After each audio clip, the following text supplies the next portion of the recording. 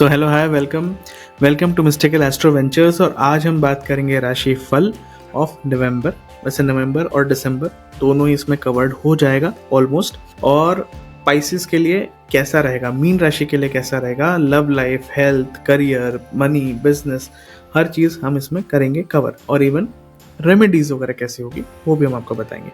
बाकी आप थोड़ा सा वेट करेंगे तो नवंबर दिसंबर के पहले तक आपको पूरा का पूरा जो 25 कैसा रहेगा वो हम बहुत डिटेल्ड, बहुत अच्छे से हर एक चीज़ को बड़े इन डेप्थ में समझते हुए आपके लिए कंटेंट बनाएंगे। वो आप ज़रूर से चेक करना, वो आप ज़रूर से उस पूरे वीडियो को ठीक से देखना, क्योंकि उसमें हम कई सारी बातों के बारे में बात करेंगे, कई सारे एस्पेक्ट्स को हम देखेंगे कि हर एक जो हेल्थ वेल्थ रिलेशनशिप, हर एक टाइप के जो एस्पेक्ट हैं, मनी, करियर, वो सारी चीज़ें उसमें कवर होंगी। इवन सबके लिए अलग अलग रेमेडीज़, क्योंकि कई बार पूरा साल है ना, तो कई बार अलग अलग टाइप की आपको रेमेडीज़ करनी होगी, तो वो अलग अलग रेमेडीज़ वगैरह सब कुछ हम लोग उसमें डालेंगे।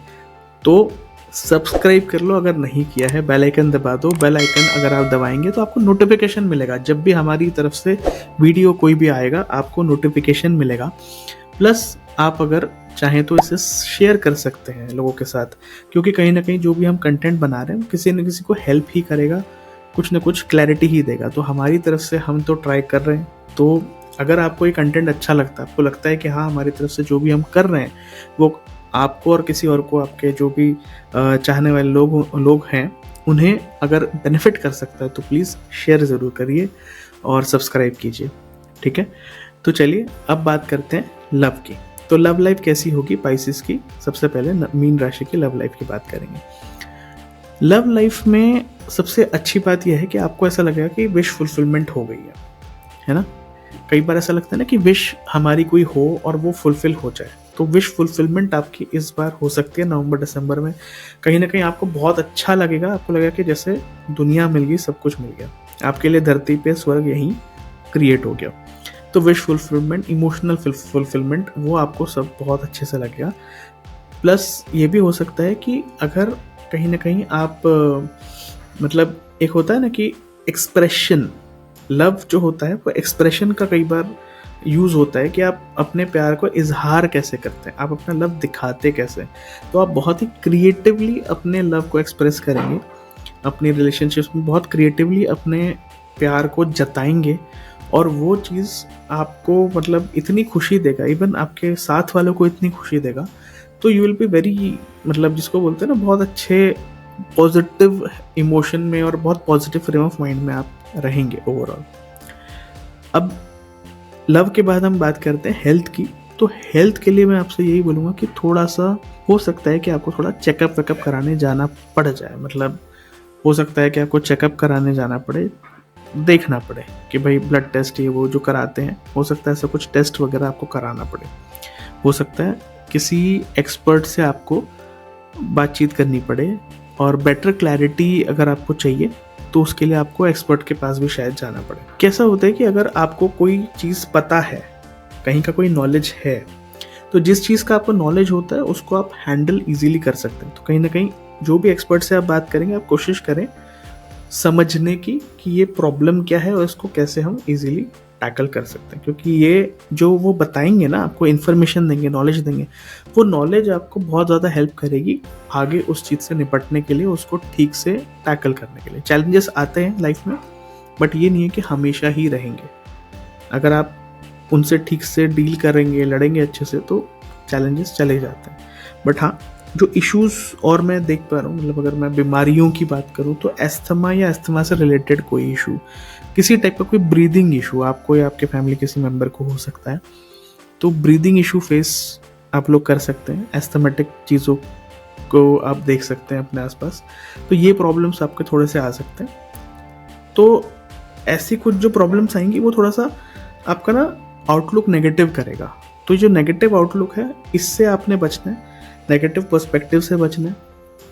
चाहे आप अफर्मेशंस करें, चाहे आप कुछ भी अच्छा देखें, पॉजिटिव चीज़ जो भी आप देखें, लेकिन अपना फ्रेम ऑफ माइंड जो है ना वो थोड़ा पॉजिटिव रखें। अगर मैं आपके करियर की बात करूँ तो करियर में हो सकता है कि जो दिल नहीं करता वो आपको करना पड़ सकता है। अब जो दिल नहीं करता वो अगर करना पड़ जाए तो कई बार आपका क्या होता है कि आप लोग ऐसा लगता है कि भाई कुछ और, हम हमारा जो दिल करता है हम वो करते हैं। तो ये ना कई बार मून लाइटिंग को जन्म देता है। मून लाइटिंग यानी ऐसा कुछ करना जो आपका काम है, कहीं आप जॉब करते हैं उसके बावजूद आप कोई दूसरा काम कर रहे हैं।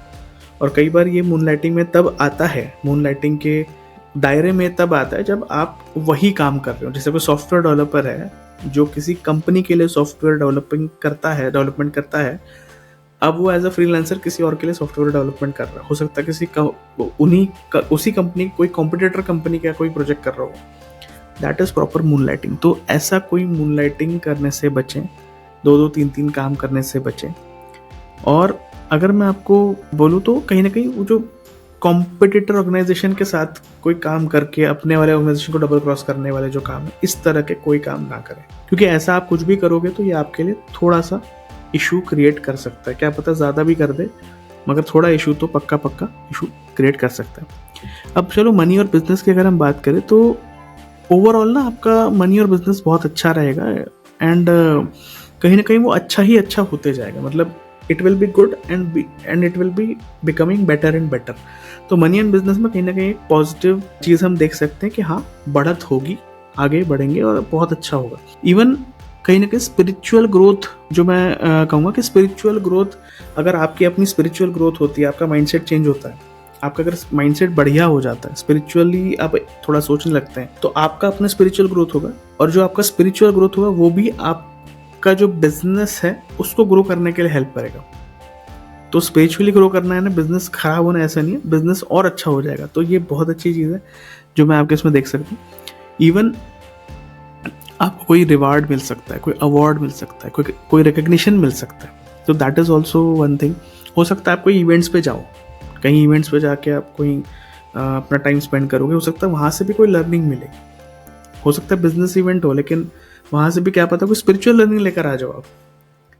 तो दीज आर सम थिंग्स जो मैं देख सकता हूँ। इवन अगर आप खुद भी कुछ सीखना चाहते हो, मे बी ओवरसीज़ के साथ या ओवरसीज़ के कनेक्शन के साथ आप सीखना चाहते हो, मे बी कोई आपके फॉरेन के मेंटर्स हैं, आप उनसे सीखना चाहते हो, कोई आपको इंस्टीट्यूट है, कोई कॉलेज है, कोई डिग्री, डिप्लोमा, सर्टिफिकेट टाइप का कुछ दे रहा है, इन चीज़ों को भी आप स्टार्ट कर सकते हो। तो ये सारी चीज़ें आपके लिए बहुत अच्छी रहेगी। और जो भी अभी स्टार्ट करोगे ये आपको बहुत बेनिफिट देने वाला है। और नॉलेज, जैसे आप जानते ही हैं कि नॉलेज कभी भी ख़राब नहीं होता, नॉलेज कभी भी मतलब ऐसा नहीं कह सकते कि वेस्ट हो गया, वेस्ट कभी नहीं होगा। वो कभी ना कभी किसी न किसी मोड़ पे आपको काम ज़रूर आ जाएगा। फॉरेन के साथ अगर जो कनेक्शन है वो आपके बढ़ सकते हैं, तो फॉरेन के साथ कनेक्शन बढ़ेगा।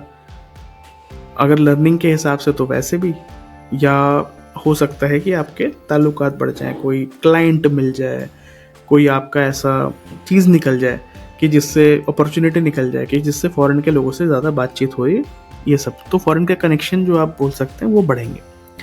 बिजनेस आपका एक्सपांड करेगा ओवरऑल। तो मनी एंड बिजनेस में मनी ग्रो कर रहा है, बिजनेस एक्सपांड कर रहा है, और हो सकता है बॉर्डर्स के बियॉन्ड भी जाए, क्योंकि जब फॉरेन कनेक्शन आएगा, जब फॉरेन की बातें हम इतनी करें, तो कहीं ना कहीं वो बिजनेस जो है बियॉन्ड बॉर्डर्स जा सकता है।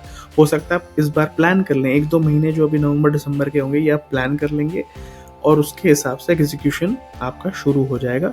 और बाय नेक्स्ट ईयर अगर आप एक सिंगल लोकेशन से करते थे, या जो भी आपका एक जोग्राफिकल सिनेरियो था वहाँ से आप ज़रूर बढ़े हुए होंगे, तो नेक्स्ट ईयर तक काफ़ी अच्छा ये सब चीज़ें मैं आपकी देख सकता हूँ।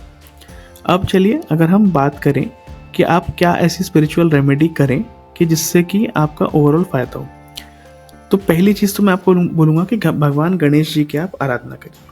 ठीक है, गणेश जी आपके लिए सबसे बढ़िया रहेंगे, क्योंकि आपको ना एक ही चीज़ करनी है, जो कि मैंने एक ही चीज़ बोली है कि थोड़ा सा नेगेटिव आउटलुक हो सकता है, तो ये नेगेटिव आउटलुक से आपको अपने आप को प्रोटेक्ट करना है, अपनी इमोशनल स्टेट को आपको प्रोटेक्ट करना है। अगर आप अपनी इमोशनल स्टेट को प्रोटेक्ट कर सकते हैं, कर लेते हैं, अब देखो कैसा होता है ना कि आप तो प्योर हो, by heart you are very pure, बहुत अच्छे इंसान, बहुत बढ़िया, मगर इनडिसीजन जो होता है ना, ये कई बार प्रॉब्लम क्रिएट कर देता है। कई बार आप डिसीजन लेने में जो टाइम लगा देंगे वो आपके लिए बहुत बड़ा इशू बनेगा। तो टाइम ज़्यादा ना लगाएं, लेकिन क्लैरिटी होगी तभी डिसीजन लेंगे, क्योंकि डिसीजन भी सही होना चाहिए। गलत हो जाएगा तो उसका भी फायदा नहीं। तो इसीलिए मैं कह रहा था कि भगवान गणेश की आप आराधना करें। वो आपको हेल्प करेंगे क्विक और क्लियर डिसीजन लेने में। अब भगवान गणेश की अगर आराधना करते हैं, अब कुछ लोग अगर नहीं भी करते, कुछ लोग कहते हैं कि नहीं हम तो शिव जी की पूजा करते हैं, तो आप शिव जी की भी पूजा कर सकते हैं, कोई प्रॉब्लम नहीं। अब कोई लोग कहेंगे कि हम तो पूजा पाठ करते ही नहीं, तो फिर आप लोग ये कर सकते हैं कि जैसे पूर्णिमा का चांद होता है, पूर्णिमा की रात होती है, उस दिन आप बाहर निकलो, थोड़ा देर घूमो, तो जो मून लाइट पड़ती है ना, वो आपको कहीं ना कहीं बहुत ही पॉजिटिव फ्रेम ऑफ माइंड पे, क्योंकि आकाश जो है ना ये नेचर है, मून लाइट जो है वो नेचर है, नेचुरल चीज़ें हैं, ये आपको बहुत हद तक हील कर देगा, बहुत हद तक आपका mentality, mental things, everything will get stronger. तो ये आप कर सकते हैं। अगर आप कुछ भी नहीं कर सकते तो किसी वाटर बॉडी के पास जाके बैठ जाइए, कोई लेक हो, कोई नदी हो, कोई कुछ भी जो आपके आसपास हो, वाटर बॉडी के पास जाके बैठो, देखो, ऑब्जर्व करो, नेचर को देखो। एंड जब आप 15-20 मिनट, आधे घंटे बाद जब वहाँ से उठोगे, तो आप देखोगे कि बहुत हद तक आपका जो माइंडसेट है वो बढ़िया हो गया रहेगा। अब आपने एक ही चीज़ करनी है, उस वक्त मोबाइल पे नहीं लगे रहना, कि वाटर बॉडी के पास जाके बैठने को बोला था, बैठ गए, मोबाइल पे लगे हुए, तो मोबाइल पे लगने से आपका काम नहीं होगा। मोबाइल को साइड करना, लगे तो फ्लाइट मोड पे डाल देना, ताकि वो डिस्टर्बेंस ना हो, और आराम से बैठो, थोड़ा देर आप देखो, नेचर को ऑब्जर्व करो, अपनी ब्रीदिंग को ऑब्जर्व करो। जब ये सब चीज़ें करोगे, उसके बाद 15-20 मिनट अगर इतना आपने कर लिया, अगर मेडिटेशन आता है तो वो तो आप कर ही सकते हैं। If you can do it, do it. Even if you do not do it, even if you don't know how to do it, तब भी आप इतना भी करेंगे, आप देखेंगे आपको मेंटली बहुत हल्का लगेगा, बहुत बढ़िया लगेगा। तो आपको कैसा लगा आज का हमारा ये एपिसोड, और जो भी हमने बताया, अगर आप ये सब रेमेडीज़ करें और इसके बाद आपको कोई पॉजिटिव रिजल्ट मिले, तो ज़रूर से हमें कमेंट्स में बताइए कि हाँ, हमें पॉजिटिव रिजल्ट मिला। हम और भी ऐसी चीज़ें आपके लिए लाते रहेंगे। और तब तक के लिए थैंक यू। सब्सक्राइब कीजिए, सपोर्ट कीजिए और शेयर करिए। Thanks a lot.